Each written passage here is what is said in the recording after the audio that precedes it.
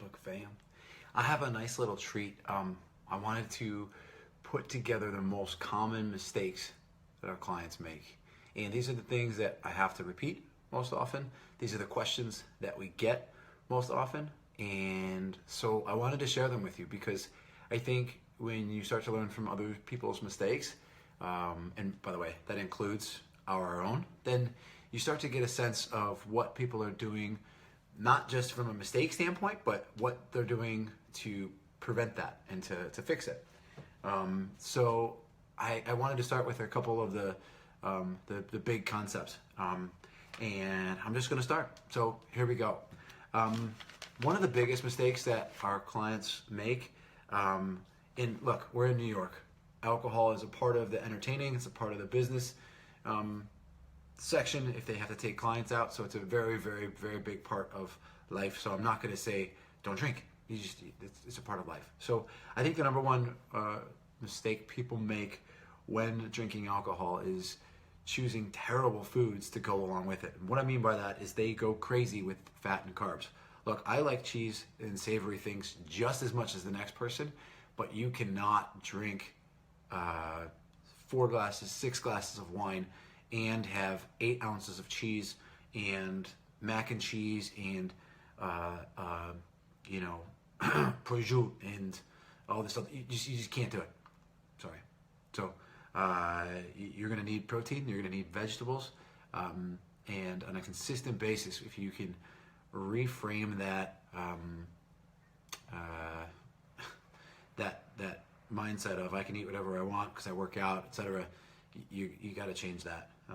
So while one of the bigger mistakes I see is that while drinking alcohol, they go crazy with fat and carbohydrates, and so you gotta be realistic about it and say, look, if this is a cheat meal or a treat meal, whatever you want to call it, you can't. You gotta if you're gonna do it once a month, etc. Fine, but if Instagram tells a funny story, if I see 2 to 3 times a week where you're having 2 to 4,000 calorie snacks in addition to alcohol, you're going to get into trouble, and you're gonna be like, well, I'm doing everything I can. No, you're not. So sorry. The number 2 thing I think, and by the way, these aren't in order, this is just a list, but the number 2 thing I think we see the most often is that you're not prioritizing protein. There was a recent article that came out in Outside magazine or Outside Online or something, and people were like, whoa, you really need that much protein?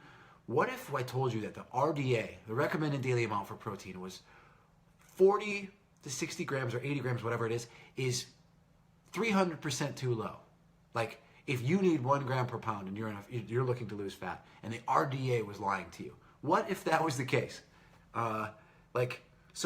Meaning, if you're going to get your carbohydrates, fine. But if you're under eating protein and you're not making it a priority, your metabolism in your body is not going to change the same way you want it to. So I would say that's that actually on this list is probably one of the bigger things that I see, is that people just don't prioritize protein enough. By the way, to this day, we've taken inventories on had people track calories. Not one person has come into the gym and self-admittedly or when they take inventory says, I get enough protein. So nobody gets enough protein. It's a very, very rare breed. The number 3 mistake I think our clients make, and by the way, most of our clients are very successful people. They're very, if they're not working the corporate ladder, they're at the top of the corporate ladder or at the top tiers of the corporate ladder, and they have a very, very successful / winning mindset. That said, one of the things I hear a lot is I have to lose weight, and I need to stop you right now when you say that, because you don't have to, you get to. And I want to emphasize that again, because when you rephrase that mindset, you rephrase that saying, you say, I get to lose weight. I have the opportunity to change my body, and subsequently, that can change my life, that can change my posture, that can change my breathing. Think about this. If you lose weight and you have, let's say you have sleep apnea, right? We know a lot of people with sleep apnea, it's because of their neck girth, so it's there's a correlation there. If you lose weight and lose your neck girth, a lot of times sleep apnea goes away. So if it's like, well, do you want to sleep with a breathing machine? Or do you want to change your life, move better, and add years to your life? So we know for a fact all of this stuff works.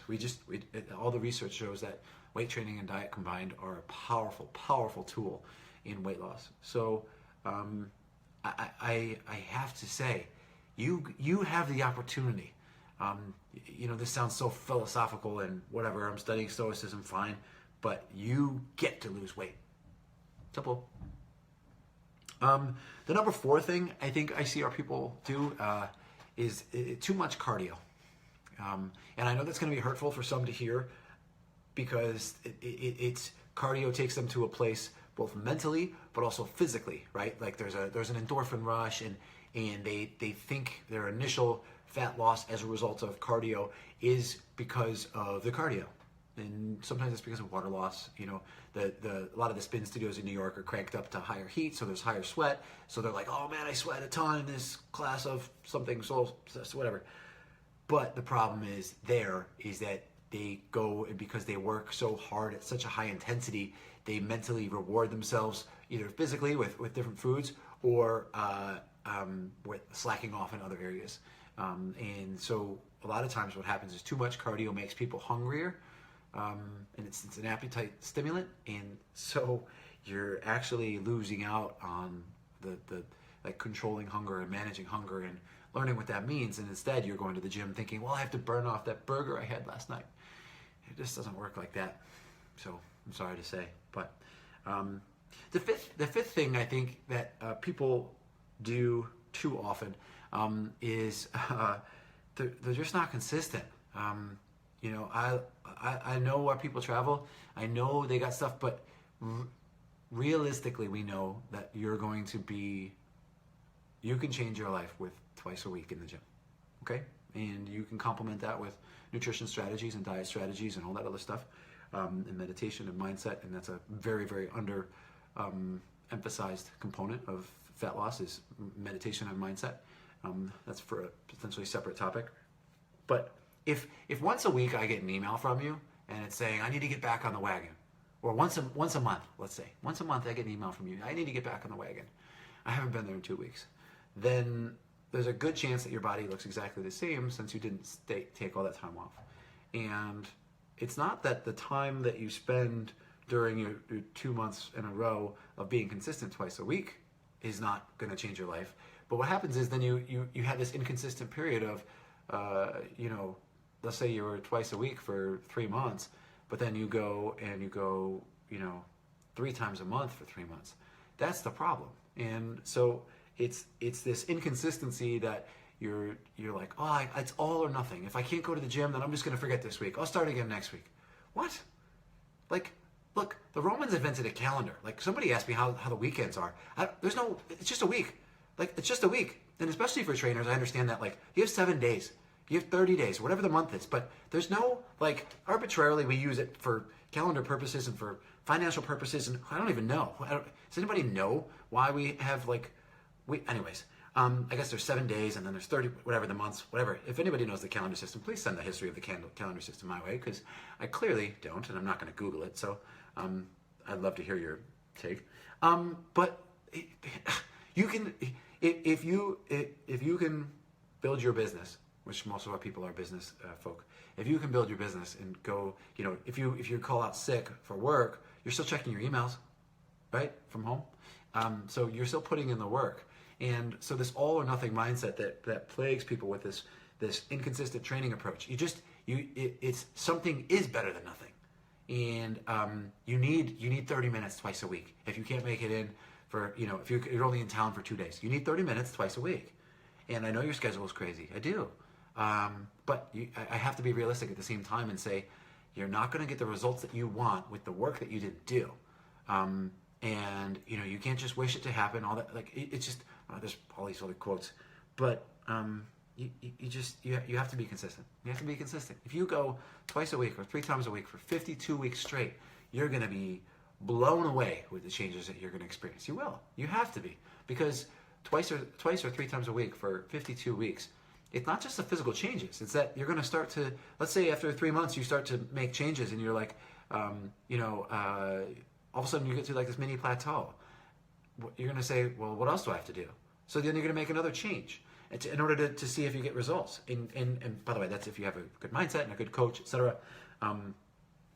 But thinking in advance of what happens after 6 months of going 3 times a week or 2 times a week, or in this consistency. Then it's not just the physical changes. It really is the mental changes. They have research that shows that people who are fit earn more money, get promotions faster, all this other stuff. So people, especially our people in New York, the people that want to be successful from a work standpoint will do anything it takes, including working 60, 70, 80-hour weeks. One of them. They don't do it necessarily. They don't extend that same mindset, and we're going to get there in a second. But they don't extend that same mindset towards fitness. Like, I'm not saying you have to do anything, but like you can always ask, what can I do better? What could I do different? And so that's the point of this video, is to kind of look and say, what could you do different? And I think for those people that fall off the wagon too frequently, just be consistent.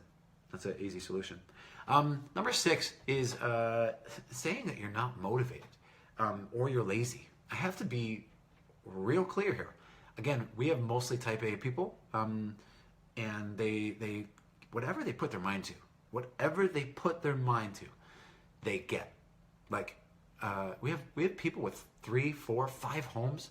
We have people with 7-figure, 8-figure salaries. Like they're featured in New York Post and Wall Street Journal. Like these people make millions of dollars, and then they call themselves lazy. Listen, it's the way you do one thing is the way you do everything. So it's just not true.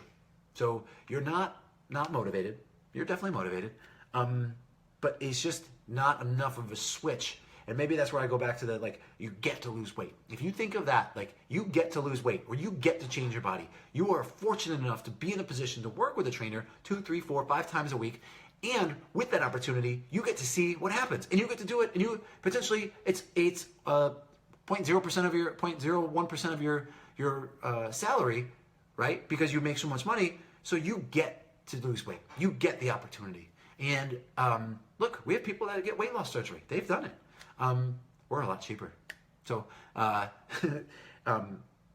saying you're not motivated or you're lazy, it's just not true. We got doctors that say the same thing, and I'm like, dude, you're not. You just probably crash on the couch and watch too much TV after your 10-hour or 12-hour straight shift of working with people in the ER. That's what happens. I know it, right? Netflix is great. Netflix and chill might not increase your will. Ooh, that's a really good one. I'm writing that down. Hold on. And chill. That's a big one. Anyways, back to the grind here.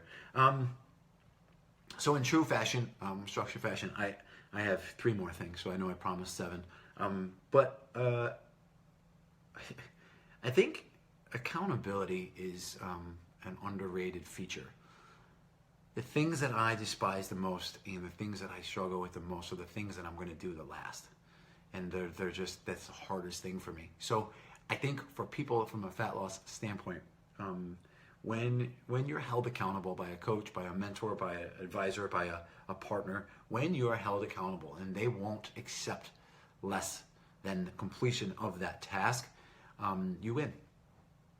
You do. We were having a conversation today on the train with Mike Vicani and Kevin Rooney, and what came up today was interesting about Bridgewater, how Kevin's brother works at Bridgewater, and look, if you make a mistake at some of these companies, you're in so much trouble, and not everyone can handle that much pressure and that environment of I have to perform.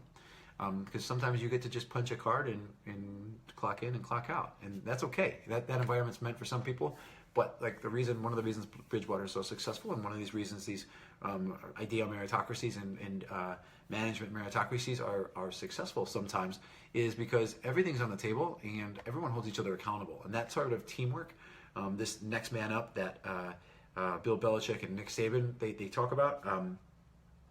But there's an inter-accountability. It's not just the head coach and then the players. It's the head coach, the special teams coach, the practice team. Look, if you have a bad practice team, your number one guys can't get good. Think about that for a second. If you're a professional and you don't have good people working for you, and you have bad admins or bad cleaning people or a bad office space, you will be less than your best because your support is just it's not there, and it doesn't make you better. So I think being held accountable by someone, some way, somehow, shape or form, is super important. And so for you, if you want to be the best in the world, you have to know that LeBron has a coach in probably multiple areas. He's got a massage therapist, he's got a shooting coach, he's got a lifting coach.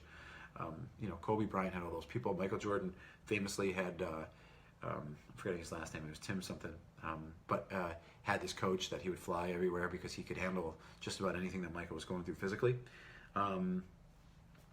So yeah, accountability is a big player. Number 8, so this is a bonus section. I think this is going to be potentially harsh to some people, but I think some people aren't training hard enough. And there's a couple ways that you can get that feedback, right? As a coach, if you're working with people that aren't training hard enough, you can ask them, how was that set effort-wise? Easy, medium, or hard? Real simple.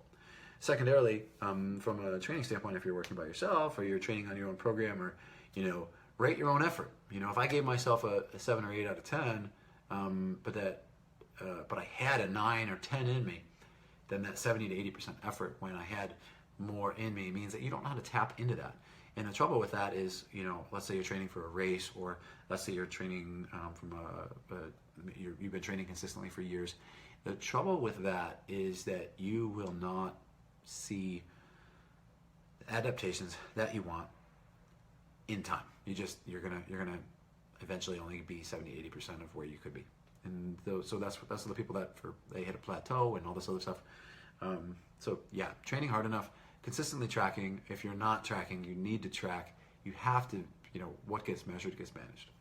Simple. Number 9. This is potentially the second most common mistake that people make. So I'm saving the best for last, absolute best for last. By the way, if you're watching right now and you have questions, whether it's live or it's later, shoot me the questions, because I'd love to hear your feedback and see how this helps, or maybe this applies to you, maybe this doesn't. Maybe you have another mistake that you think you're making. I'm all ears and eyes. But I think the number 9 / the number 2 most common mistake that people make is not believing in the law of thermodynamics. And what I mean by that is that calories matter. If you want to make money and be profitable as a company, your revenue needs to exceed your expenses. But on the flip side, if your revenue is less than your expenses, then you're technically going to be in debt. Similarly, in fat loss, if you are eating more calories than you're taking in, eating more calories than you're expending, both from a metabolic and a workout perspective, then you're going to gain fat and weight. The problem with that is that if you don't know, like if you're not measuring it, managing it, then you're obviously not going to know that that's happening. But then the second side of things is that, look, if you think you have a slow metabolism, we know for a fact that, look, it's part of it. Like your metabolic rate is part of it. And if you're 5'2" and a female and 120 pounds, sure, you need 1,200 calories, and your percent error on that 1,200 calorie diet is not big. But if you're 5'10" and 240, then you probably need 2,200 calories, 2,400 calories on a workout day, something like that. So, and a male, by the way. So I think calories matter. Calories matter, and people want to dispute that. And Calories matter. And oh, by the way, you can't out-train a poor diet. It's very, very, very difficult. You can be an elite athlete for only so long, but while on a poor diet, that can get away with it. And I use that term, get away with it, because your performance will increase and then it won't. And you're going to say, what can I do? And then that's where you hear like these athlete stories of, I went vegan, or by the way, if they went vegan, they probably just cut out all the stupid crap that they were eating and rationalizing it that they were eating that stupid crap because they worked out and trained and performed and competed so much. But on the flip side, once they changed their life, they changed their life because and their performance because they cut out the crap. So that's number 9. That's what I have. Those are the 9 mistakes our clients make, and I really hope that you found this helpful. I hope that the clients at 31st get to watch this and learn from some of the things that they could be doing better.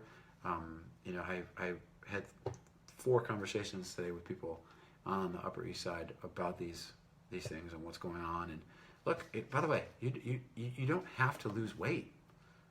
Like, I know this is a shocking statement, but you don't. Like, if you get better as a lifter, and then when you're ready, it's like in Star Wars, it's like when the student is ready, the master shall appear. And it's like, well, right, but the student has to do the work in the short term to be prepared so that when the master does appear, that they're prepared to read and study and answer the questions. They have to do all that stuff to be prepared. And similarly, from a fat loss standpoint, most people, if they get rid of these 9 things, then when the time is right, they'll be more likely to have success with their fat loss program because they're going to eliminate these mistakes, and then they're going to be in a position to be successful. And that, as a trainer, that's everything, putting your clients in a position to be successful. But also B, it's looking at it and saying, what can I do right now to get better? And that's it. If you have that mindset and you're ready to get better, let's do it.